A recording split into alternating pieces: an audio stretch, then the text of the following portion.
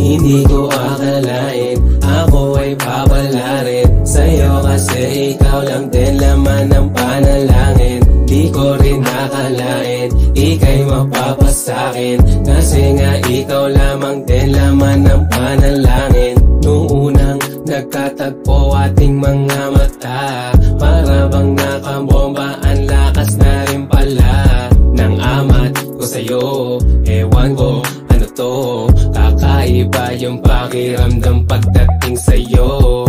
Sana dito ka na lang at wag lumisan, hihiga sa kama hanggang pagpawisan, pagkaamat ng madamag na pandiinan. Alam mong di natin pagsisisihan, kaya di ko akalain ako ay papalarin sa'yo, kasi ikaw lang din laman ng panalangin. Di ko rin nakalain ika'y mapapasakin, kasi nga ikaw lamang din laman ng panalangin. Grabe pambihira, laki ng kanyang hita, at nagulat din ako sa dala-dala dinamita.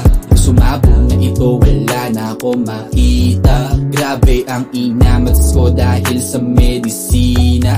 Ilay, ako ay kinilig mo siya ipapalapit. Hinawakan ko kami niya, sabay palo doon sa puwet. Sabi ko sa susunod huwag ka na kasi makulit, habang labi namin dalawa ay magkadikit. I know it's so like crazy, but you call me lately. I know you need me, tell me baby if you want me, so no regrets.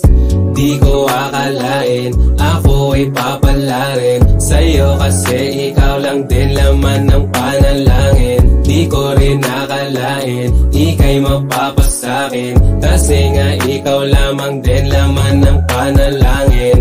Di ko akalain ako ay papalarin sa'yo, kasi ikaw lang din laman ng panalangin. Di ko rin nakalain ika'y mapapasakin, kasi nga ikaw lamang din laman ng panalangin.